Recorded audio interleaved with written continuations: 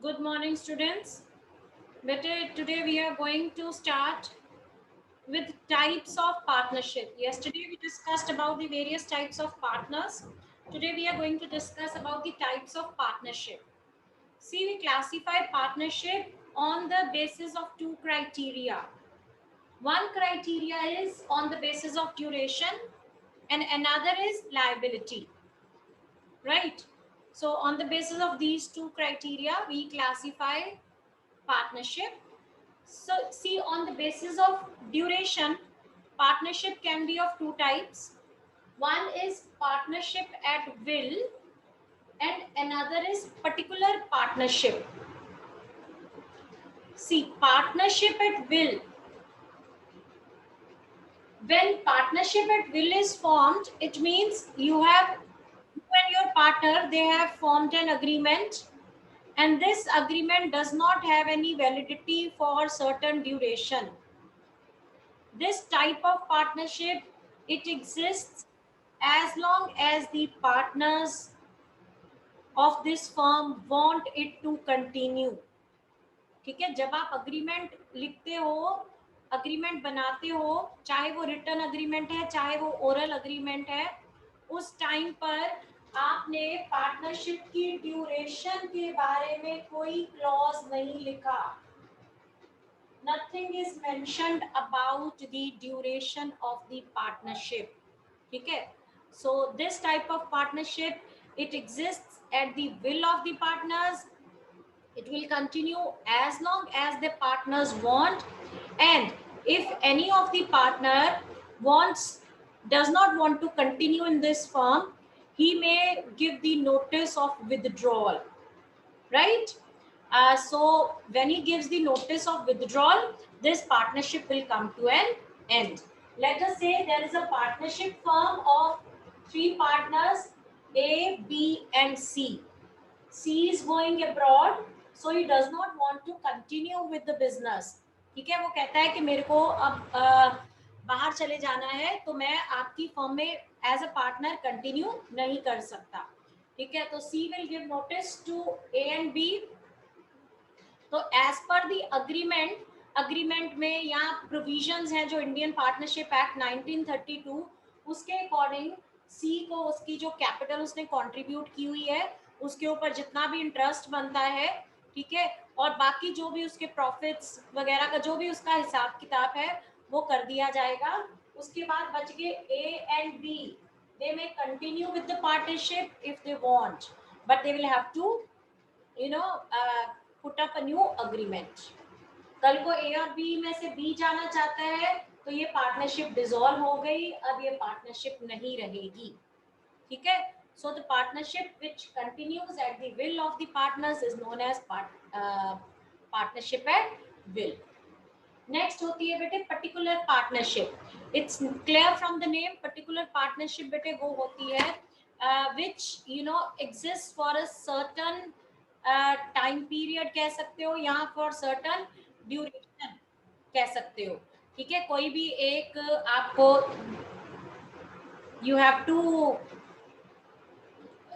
you have formed a partnership for the accomplishment of certain project. अगर आपने कोई partnership की है for the accomplishment of certain project, so once that project is completed, this partnership will come to an end. ठीक है, for example A and B दो partners हैं, इन्होंने मिलकर एक लैंड लिया, लैंड के ऊपर इन्होंने होटल या बिल्डिंग बनानी है. ठीक है, तो as soon as the hotel is complete and they have sold off the hotel, this partnership comes to an end. क्योंकि इसका जो अग्रीमेंट था, जब इन्होंने अग्रीमेंट किया था, ये अग्रीमेंट होटल के कंप्लीट होने, होटल की कंस्ट्रक्शन का था. ठीक है, they had formed a partnership for the construction of hotel.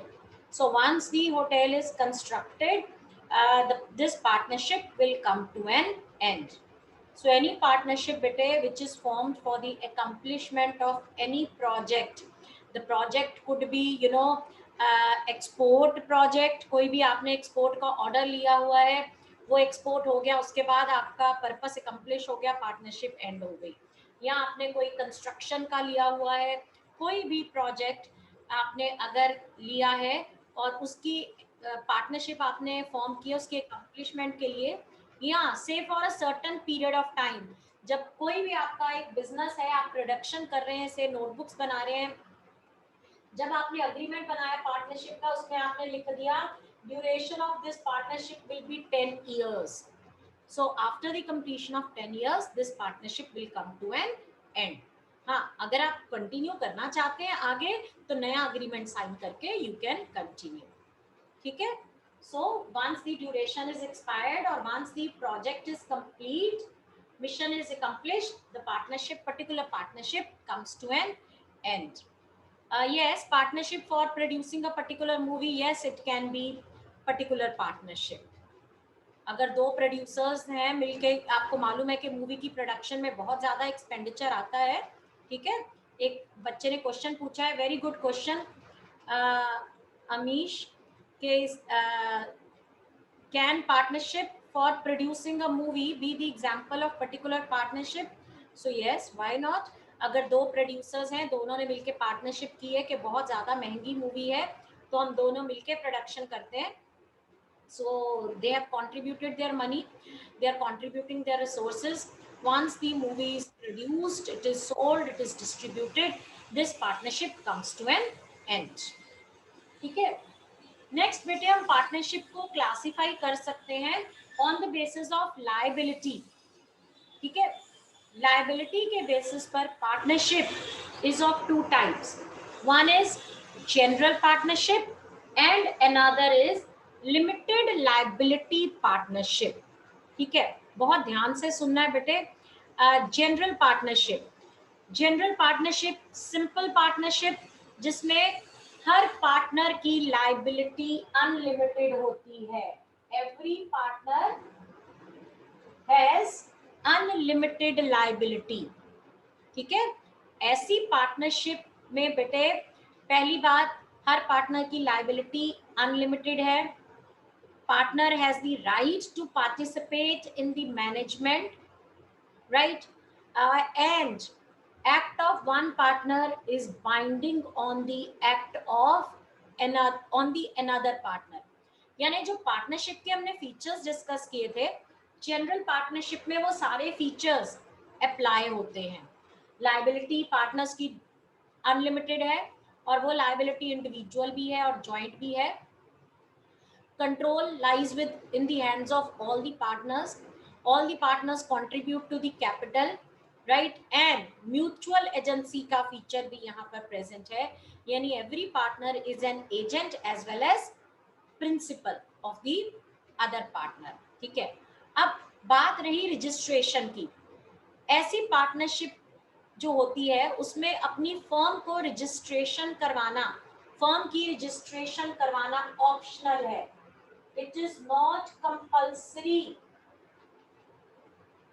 to get your firm registered.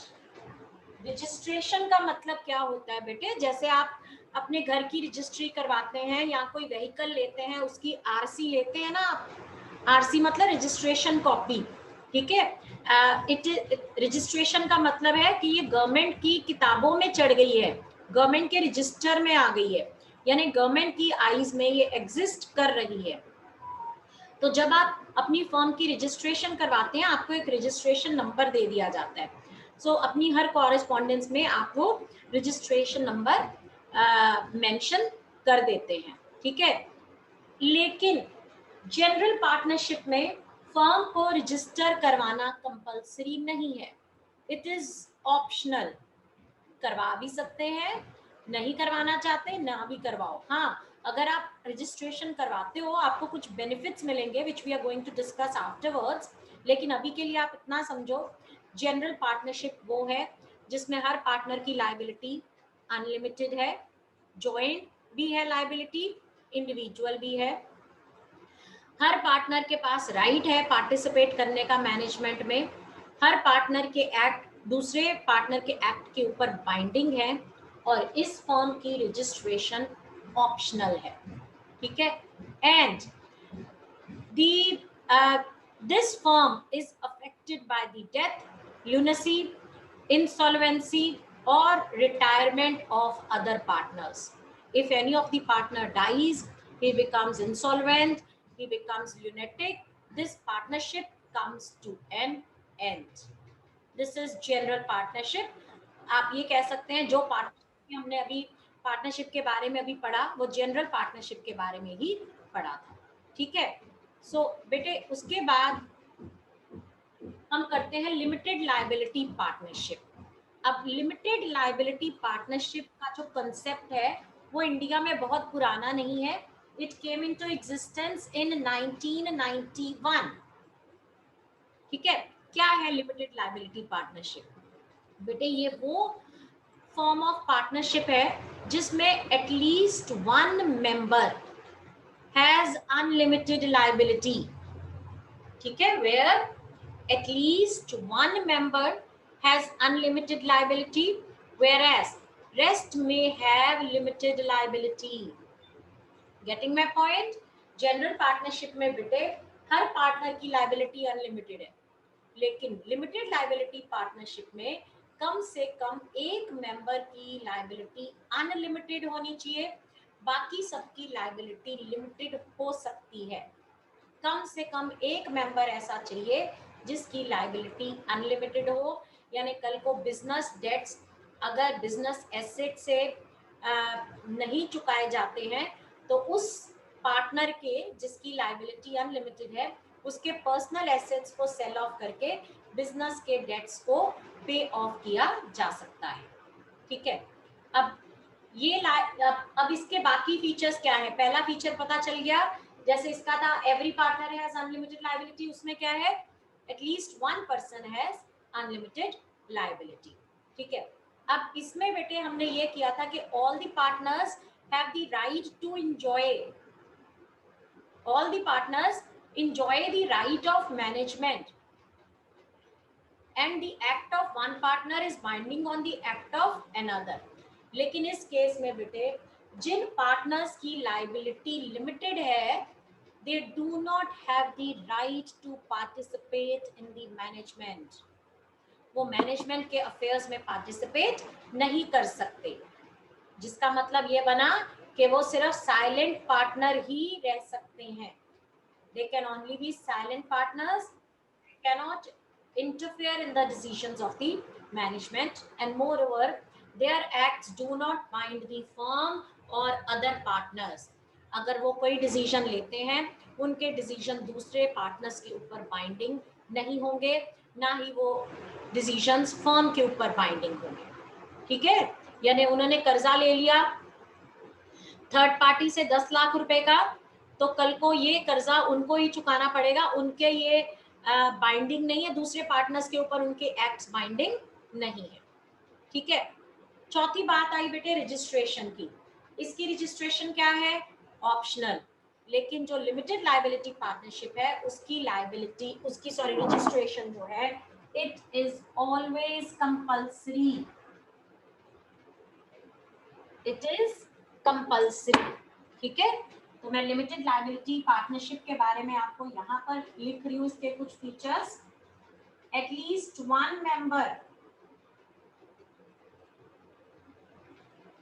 has unlimited liability, rest have limited liability. Now the members having limited liability, they do not have right to participate in the management, right? Then these partners also do not bind other partners or their firm by their acts. Then registration of such partnership that is limited liability partnership is compulsory. इसको registration करवाना compulsory है, बिना registration के ये existence में नहीं आती, ठीक है। सो क्या कंसेप्ट है, हमने एलएलपी का कंसेप्ट कब इंडिया में स्टार्ट हुआ, जब हमने new small enterprise policy introduce की इन द ईयर 1991, ठीक है। 1991 में new small enterprise policy was introduced by the government of India. So उसमें हमने लिमिटेड लायबिलिटी पार्टनरशिप का कंसेप्ट दिया। ये कंसेप्ट यूएस कंट्रीज में बहुत ही पुराना है, लेकिन इंडिया में ये 1991 में आया। क्यों इंट्रोड्यूस किया गया, क्योंकि हमने ये रियलाइज किया कि बहुत सारे लोग ऐसे हैं जिनके पास पैसे होते हैं, ठीक है, वो पैसे इन्वेस्ट करना चाहते हैं, जैसे उनके कोई फ्रेंड्स हैं, रिलेटिव्स हैं, वो एक बिजनेस स्टार्ट करना चाहते हैं, वो उनकी हेल्प भी करना चाहते हैं और अपने पैसे लगा के भी रिटर्न भी कमाना चाहते हैं। लेकिन अगर वो पार्टनरशिप फॉर्म ऑफ ऑर्गेनाइजेशन में इन्वेस्टमेंट करते हैं तो उनका रिस्क बहुत ज़्यादा है। Why the risk is more? Because their liability is unlimited. That is, their personal assets can also be used to pay off business debts. ऐसा ना हो कि 20-25 लाख ठिकाने लगाते हुए उसके ऊपर पैसे कमाते हुए आप करोड़ों रुपए का नुकसान करा बैठो, ठीक है। सो ये एक बहुत बड़ा ड्रॉबैक है जनरल पार्टनरशिप का। इस ड्रॉबैक को रिमूव करने के लिए हमने नया कंसेप्ट स्टार्ट किया, एलएलपी, लिमिटेड लायबिलिटी पार्टनरशिप। जो भी फर्म एक लिमिटेड लायबिलिटी पार्टनरशिप होती है वो अपने नाम के पीछे एलएलपी जरूर लगाती है, ठीक है। हमें कैसे पता चलेगा ये एलएलपी है या नहीं? अगर कोई एक फर्म है एबीसी, ठीक है, एबीसी रबर्स, कुछ भी नाम है फर्म का, तो उसमें पीछे अगर ये लिमिटेड लायबिलिटी पार्टनरशिप है तो LLP would be written over there. It means only one partner, at least one partner, one से ज्यादा भी हो सकता है। लेट अस सपोज ए और बी दो मेंबर्स हैं, इनकी जनरल पार्टनरशिप थी, इसका मतलब इन दोनों की अनलिमिटेड लायबिलिटी है और इन्होंने अपनी फर्म को रजिस्टर भी नहीं करवाया हुआ था, राइट। अब क्या हुआ, सी इनको बिजनेस अपना एक्सपैंड करना है, इनका एक फ्रेंड है सी, इन्होंने बोला कि तू पैसे लगा दे। उसने कहा ठीक है मैं पैसे लगा देता हूँ, लेकिन कल को मैं अगर बिजनेस आपका लॉस में चला गया तो मेरी लायबिलिटी सिर्फ जितने मैंने पैसे लगाए हैं वहां तक रहेगी, मैं उससे ज्यादा अपने पर्सनल एसेट्स को इसमें नहीं लाना चाहता, I can't take more risk than that. तो आपने कहा ठीक है हम अपनी पार्टनरशिप को एलएलपी में कन्वर्ट कर लेते हैं।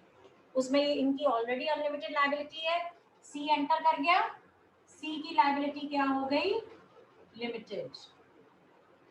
अब मोरओवर इनको अपनी फर्म को रजिस्टर करवाना पड़ेगा, ठीक है। रजिस्ट्रेशन फॉर्म एक लेते हैं, हमारा एक रजिस्ट्रार होता है, उसके पास हम जाते हैं, उसको अपनी एप्लीकेशन दे देते हैं और वो अगर सब कुछ ठीक ठाक है तो वो हमें हमारा रजिस्ट्रेशन नंबर दे देते हैं, सर्टिफिकेट दे देते हैं which proves that our firm is registered, ठीक है। So this is a limited liability partnership, LLP. So it's a relatively new concept. Next bit is partnership deed. Now we all know that partnership is an agreement. ठीक है, partnership क्या है, partnership एक agreement है between two or more people who agree to share the profits and loss of the business, ठीक है। अब ये जो अग्रीमेंट है this can be oral as well as written, but it is always recommended, it is always preferable to have a written agreement, ठीक है। क्योंकि उसमें एक रिटन अग्रीमेंट आपके पास होगा तो आपके पास एक एविडेंस होगा कि आपने क्या क्या आपने किन किन बात के ऊपर म्यूचुअली अग्री किया है। वो written agreement which specifies the terms and conditions governing the partnership is known as partnership deed. What is partnership deed? It is a written agreement, right, which specifies terms and conditions which govern the partnership. So what terms and conditions, what does our partnership deed contains? First of all, it contains the name of the firm. It also specifies the name and location of the business, sorry, nature. What is the nature of the business? What kind of business? Construction का business है आपका या production का business है, क्या produce कर रहे हैं, ठीक है. Nature as well as location of the business.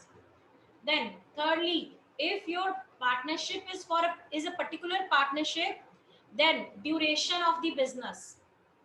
ठीक है, अगर आपने किसी पर्टिकुलर टाइम पीरियड तक के लिए पार्टनरशिप रखनी है तो वो लिख दो 10 इयर्स या 5 इयर्स या जो भी आपने लिखा है. लेकिन अगर आपकी पार्टनरशिप एट विल है तो do not write duration here. Then investment made by the partners is also mention. इस एग्रीमेंट में ये मेंशन होगा कि ए पार्टनर इतनी कैपिटल कंट्रीब्यूट कर रहा है, बी इतनी और सी इतनी, ठीक है. Then the ratio in which profits and losses will be distributed. So जरूरी नहीं है बेटे कि इक्वल पार्टनर्स हो. ऐसा जरूरी नहीं है कि तीनों पार्टनर्स ने सेम रेशियो में डिस्ट्रीब्यूट किया है और इन्होंने सेम रेशियो में ही प्रॉफिट्स एंड लॉसेस शेयर करने हैं. That again depends upon your mutual consent. ठीक है, तो हो सकता है आपकी जो रेशियो है, ए ने हाफ लेना है, बी ने 1/4 लेना है, सी ने भी 1/4 लेना है. सो किस रेशियो में आपके प्रॉफिट्स एंड लॉसेस डिस्ट्रीब्यूट होंगे, that has to be mentioned in partnership deed. Then what are the duties and obligations of the partners? अगर एक पार्टनर कहता है कि मैं प्रोडक्शन संभालूंगा, दूसरा पार्टनर कहता है मैं मार्केटिंग देख लूंगा, ठीक है. सो ये सारी डिसीजंस जो उन्होंने ली हैं वो एक अग्रीमेंट में लिखी होनी चाहिए. सिमिलरली बेटे, सैलरीज एंड विदड्रॉल्स. हर पार्टनर को, क्योंकि वो काम कर रहा है अपनी फर्म के लिए, तो उसको कितनी सैलरी हर मंथ मिलेगी और वो कितना विदड्रॉल कर सकता है. ड्राइंग्स आपने शायद अभी तक पढ़ लिया होगा अकाउंट्स में. ड्राइंग्स प्रॉफिट का वो पार्ट होता है बेटे जो कि प्रोप्राइटर या पार्टनर अपने पर्सनल यूज के लिए निकाल लेता है. That part of the profit which is used by the proprietor or by the partner for the personal use.